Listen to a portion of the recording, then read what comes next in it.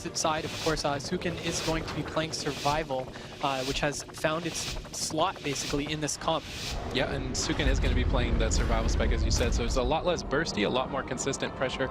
We're going to be looking to see if Tempo Storm can secure their opener. They're going to run in and pet Nova the entire team, which means they are not able to get a stab. Peekaboo opening with a cheap shot onto Few, and the Shadow Dance comes out with the DFA, a lot of burst onto Few, and he trinkets and pops the Survival Instincts to reduce a lot of this burst, potentially, and pops his Incarnation. They're going all in, YOLO mode onto Starship. Incarnation popped, Murder of Crows is up. He's going to Ironbark himself, camping out in bear form. He's going to need a lot more cooldown than Ironbark, being very greedy right now, dipping down to 30%. NS and Heart of the Wild have to come out. He's still getting destroyed. Barskin now comes out for Starship. He needs to be able to recover.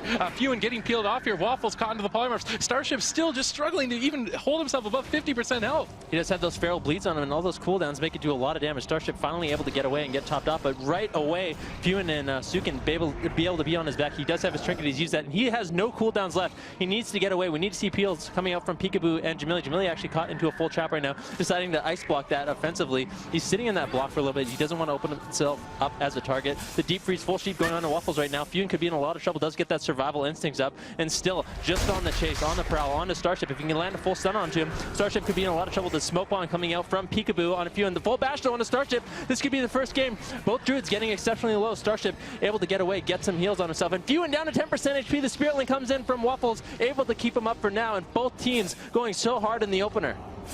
Yeah, definitely. We can see the Spirit Link forced out from Waffles early on. There's the Murder of Crows, answered by Starship's Ironbark. He's able to get out of line of sight and keep himself completely stable for the time being.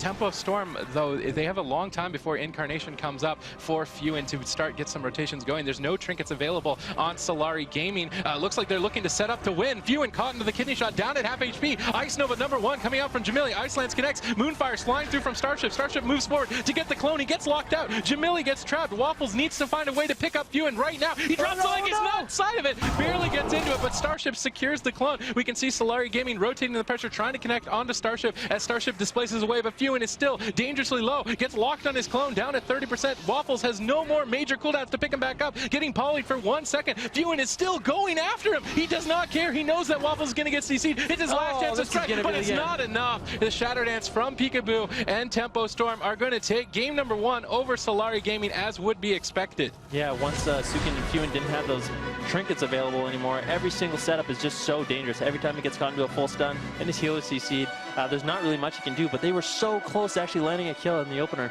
Oh, they were. I really liked that Fewen just went for it at the end. He knew that Waffles wasn't going to be able to get out of that CC, and what's the point of just running away if you're not going to get heals from your shaman anyway? You just might as well go for it.